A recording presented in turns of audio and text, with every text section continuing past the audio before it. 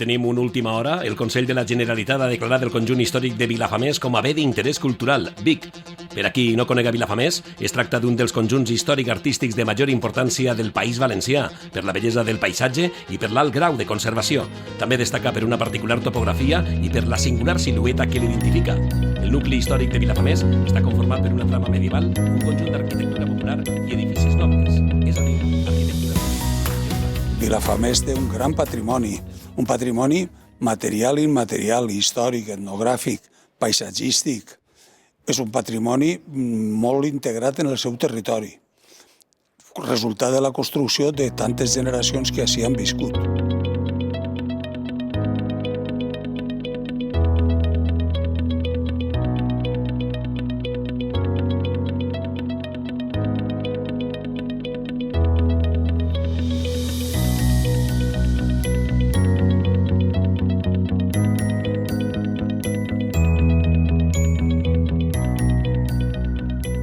La conservació del conjunt històric té molt a veure amb la creació del Museu d'Art Contemporani als anys 70 i l'arribada d'un col·lectiu d'artistes que se van establir al voltant del museu.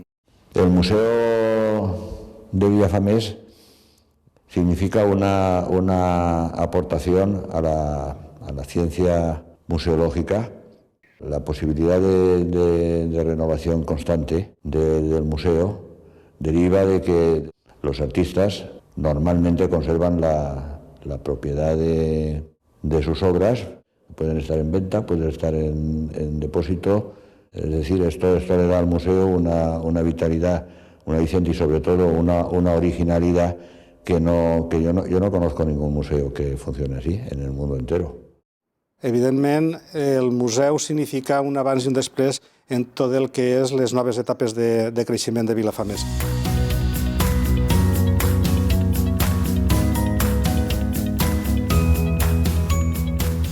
I estem a canviar i a part d'alta resulta incòmoda perquè ja abans començar a añadir vehicles i allí era molt difícil pujar, o pràcticament impossible. I això és el motiu de que la gent abandonara la part d'alta.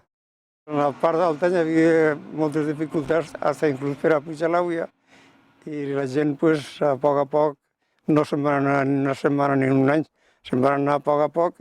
La gent del poble se'n va començar a anar per avall i entonces va ser quan els artistes se van comprar les cases i van començar a restaurar-les.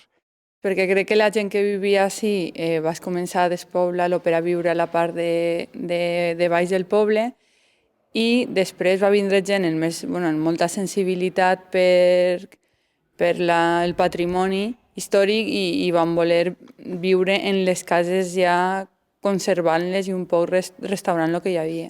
Vaig trobar el meu amic Ximo Michavila i també el crític d'art Vicente Aguilera Serni, que és el director del Museu de Vilafamés, i me van proposar vindre a este poble.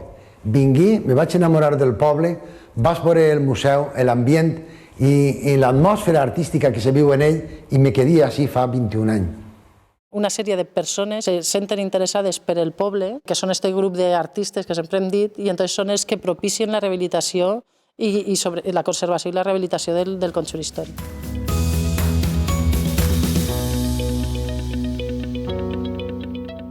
El tindre en el 74 ja un pla general aprovat no era un tema massa habitual en aquell moment. Evidentment, ja comportava unes condicions prèvies molt importants per a que els resultats edificatoris foren molt més adequats i compatibles en el que s'espera d'un conjunt com este. Una sensibilitat per a les altures màximes. Va agarrar les altures que eren pròpies del conjunt. Finalment, produir una conscienciació de la gent del poble i entendre que tenia un conjunt històric amb un potencial i un interès paisatgístic i monumental molt interessant. A partir del moment en què se produeix una decadència dels nuclis rurals i sobretot dels cascs antics, Vilafamés se va trobar en una iniciativa que era la de crear el Museu Contemporani de Vilafamés, que va generar un impuls. Un impuls no solament per al museu, per el que implica un museu que trenca i que situa Vilafamés en plena modernitat artística, sinó també perquè en aquest moviment se van embarcar artistes, familiars, amics, que compraren cases i aquestes cases buides se van rehabilitar. El casc històric de Vilafamés s'ha conservat en aquestes condicions gràcies sobretot als veïns i veïnes que han hagut durant aquestes darreres dècades que han fet possible que els edificis en l'actualitat se conserven d'aquesta manera. Això va propiciar que es posara en valor precisament el patrimoni. Yo creo que en parte ha sido esa conciencia que los artistas o los pintores que vinieron en la década de los 70 han contagiado a la población. I, evidentment, aquesta sensibilitat artística va fer que s'optara per la rehabilitació dels habitatges en aquell moment, seguint les tècniques tradicionals que s'utilitzaven i intervenint mínimament en el que eren els habitatges i en el conjunt històric en general. Això, des del meu punt de vista, crec que ha sigut el motiu principal per el qual el conjunt històric s'ha conservat en les característiques tan bones que avui en dia podem observar. Las ordenanzas o el plan general de Vilafamés, que creo que es del año 2000, y la normativa del ayuntamiento sí que ha intentado escrupulosamente controlar el casco, porque las ordenanzas también han buscado no solamente una ordenanza puntual, sino también un tema de paisaje urbano y edificio por edificio o punto de vista por punto de vista. Entonces ha habido un cierto mimo y un cierto cariño por el conjunto. La contemplemos de los ángulos que queramos desde el exterior de ella, seguimos viéndola con el mismo sabor, con el mismo carácter que tenía a principios del siglo. Por lo tanto, no nos encontramos ningún edificio que rompa un poco la unidad cinética de ese entorno. I aquest impuls de compra de les cases, de posada en valor de les cases i d'entrada del museu va generar que Vilafamés, d'alguna manera, evitara la destrucció. El Pla General del 2003 es va fer necessari per l'aparició d'una normativa autonòmica, sobretot buscant uns punts claus com eren les altures permitides, és a dir, la volumetria final construïble, intentar mantindre el sabor inicial en uns materials permitits front a uns materials no permitits. Este moment de creixement, de compra de cases i de rehabilitació de vivendes que va donar molts llocs de treball i va ser una oportunitat per a que realment el nucli antic se mantinguera, va produir un altre efecte que és l'augment de preu de les cases i de les vivendes. I per també una pressió immobiliària que se va fer patent poquet a poquet des dels anys 95-98. Y luego el tema de la intervención como conservación de los edificios en sí, en todo lo que es el proceso de conservación, desde el proyecto a la puesta en obra, el tema de materiales, si conseguimos que los edificios se restauren, por ejemplo, con la carpintería de madera producida por el carpintero local, que el albañil que trabaja especializado en la técnica constructiva sea el albañil del lugar, que los materiales sean los materiales del lugar, todo eso es algo local, que no tenemos que, evidentemente, mandar el dinero a otro lado, sino que es todo que revierte en la propia economía del lugar. Entonces la gent d'ací se dedicava molt a l'agricultura i van començar a prosperar en lo que era la construcció. Entonces va donar molta faena a fusters, obrers, ferrers, fontaneros. Moltíssima gent del poble, perquè pràcticament se va restaurar tota la zona antiga del poble. I clar, obrers, gent que tenia terra, se n'anava de vespre a la terra, però durant el dia feia la jornada de l'obra i després se n'anaven a fer les altres feines del camp.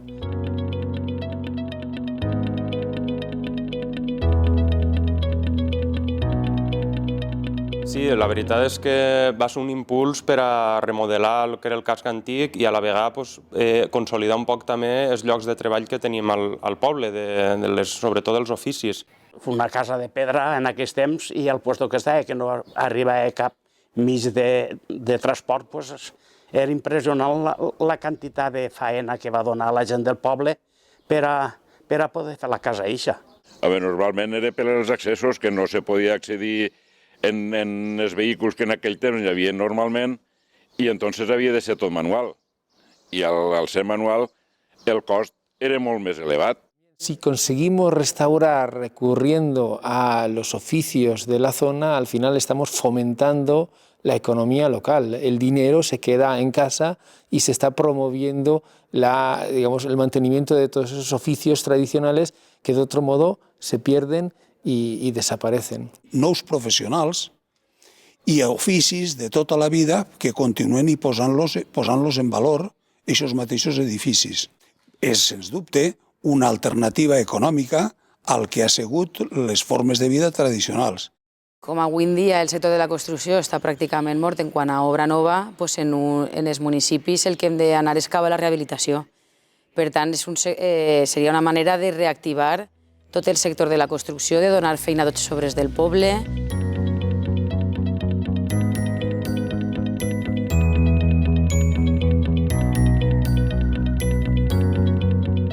Un pueblo bien conservado evidentemente es un atractivo para el turismo y hoy en día eso es un motor importante de la economía local. El patrimoni i la gestió del patrimoni pot ser un bon recurs per a afrontar les economies locals, sobretot en municipis en potencialitat com Vilafamés, perquè no només s'ha d'entendre o s'ha de veure el patrimoni com un concepte romàntic, sinó com un concepte que a la llarga pot generar turisme.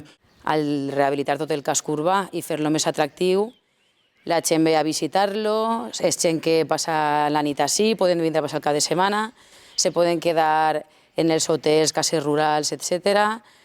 Las personas que tienen sensibilidad por estos conjuntos, pues vienen más. O sea, que se crea un turismo culto que creo que es el que tenemos que tener en Vilafamés.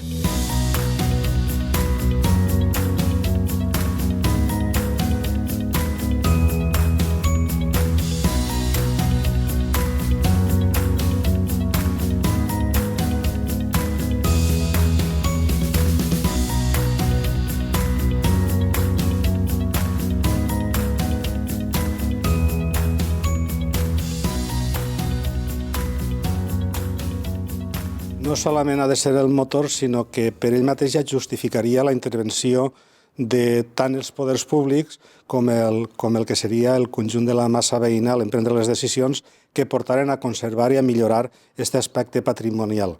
L'objectiu principal del pla especial és aconseguir les condicions necessàries per a tindre unes ordenances lo suficient detallades per a que Cultura no intervingui en este procés de concessió de llicències. S'han estudiat carrer a carrer, inclús façana a façana, les possibilitats de cada solar en el sentit de quins serien els resultats volumètrics de tal manera que no afectaren volumètricament al conjunt històric ni paisatgísticament a tot l'entorn. Tenim que evitar que se convertisca en un parc temàtic, perquè ara mateix passeges pels carrers i moltes vegades les portes estan completament tancades, veus turisme però no veus vida. I una de les coses que tenim que intentar per a que el poble funcione és aconseguir que el teixit social torni d'alguna manera. L'ús és lo important, perquè si hi ha ús, n'hi ha un casc viu i pot haver altres activitats constructives, turístiques o d'altres característiques que facen que aquesta conservació consolide una estructura urbana. Bueno, desde un punto de vista turístico ya sabemos todos que la gente hoy en día tampoco va a buscar rascacielos, ¿no? O si los buscas, pero en Nueva York, no lo va a buscar en la montaña, ni en la colina, ni en el interior. Entonces, desde luego que un pueblo bien conservado evidentemente es un atractivo para el turismo y hoy en día eso es un motor importante de la economía local. El bé d'interès cultural suposa també aquesta utilitat que han de fer i que permetria diversificar l'economia i fer una economia sostenible.